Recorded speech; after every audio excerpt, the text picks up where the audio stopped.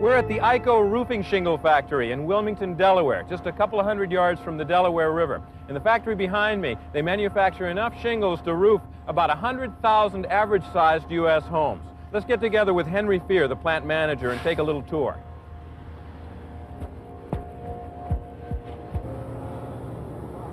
Hi, Henry. How you doing? How you doing, Bob? Now, what is this stuff?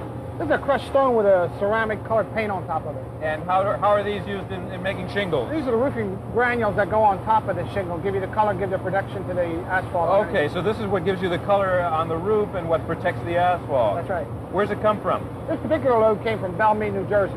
Belmead, New Jersey. How much of it do you use in an average day? Average day, about 400 tons. 400 tons of it? That's a lot.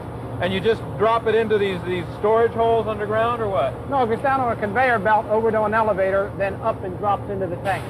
Okay. Henry, what are the other basic raw materials in making roofing shingles? Basically, asphalt, fiberglass, and organic felt. Okay. Can we take a look at the process? Sure, inside. So what's this over here, Henry? This organic felt, Bob. Just paper? Just paper. Paper and wood chips. Giant spools of it. What do they weigh? About a ton and a half, 2 tons each. There's nothing but the chalks holding them in place now. That's right. Get away from those. And then what are these big white rolls over here? This fiberglass mat, Bob. It's about 70% of our production. The other 30 being in the felt.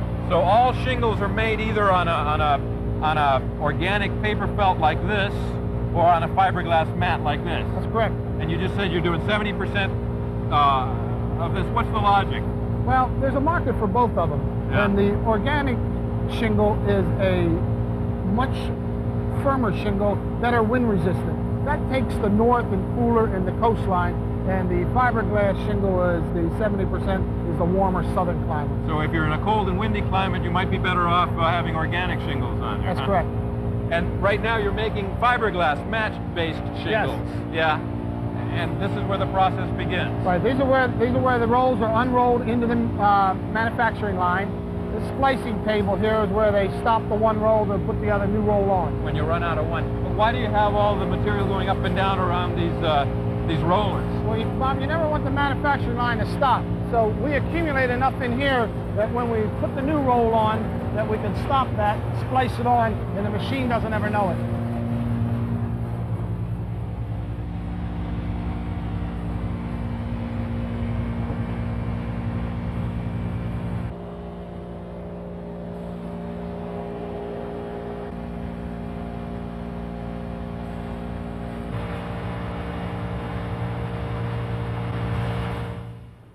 Hey, Bob, at this point, the fiberglass mat, which gives our shingle the Class A fire rating, starts the process of applying the top and bottom coating. Okay.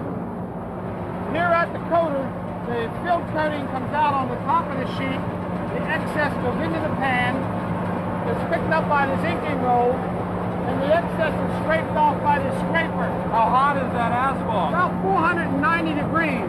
And at this point, we try to put that fiberglass mat right in the middle of the shingle. So that you've got a coating on both sides? Yes, sir.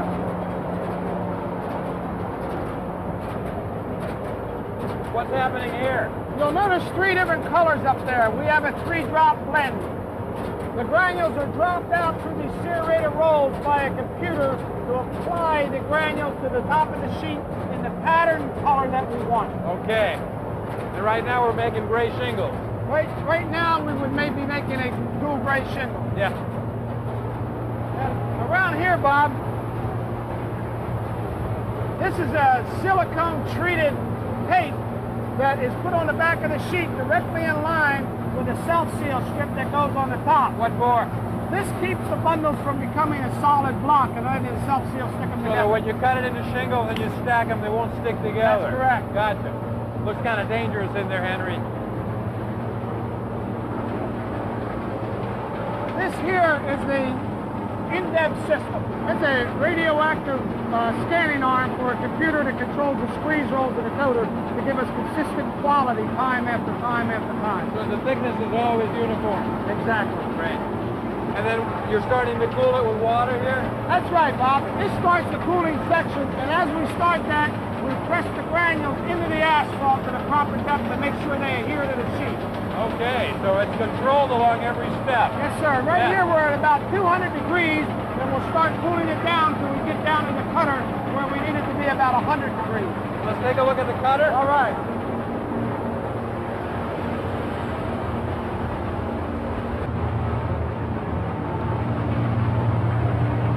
So when do they start looking like shingles? Cut them down here at the other end.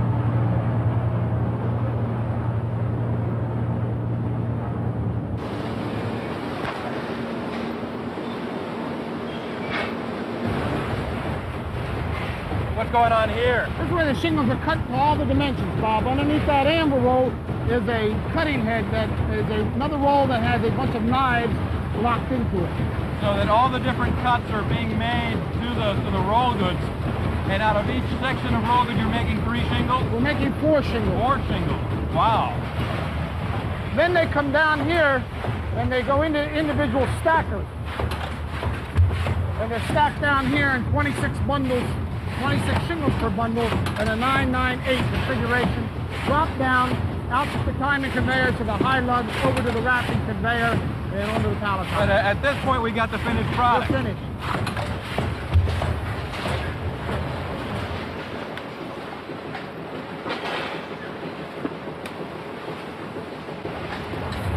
All right, Henry, so this is the end of the line, kind of. This is the wrapping machine. This will wrap 30 bundles per minute. Puts the asphalt on the top seal, folds it over. Over in the far gluing conveyor, it puts glue on the end flap. Shoes fold them over. Then the product's finished. It goes to the palletizer, from there to the warehouse. It's a great machine. I've carried plenty of them on my shoulder up the ladder. I know they don't tear apart.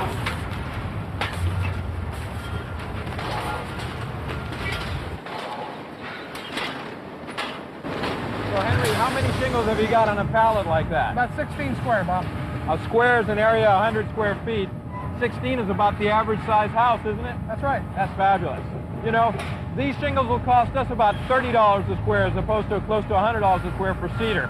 So we're really glad to be able to use them. Thank you for the tour. Glad you came by. All right.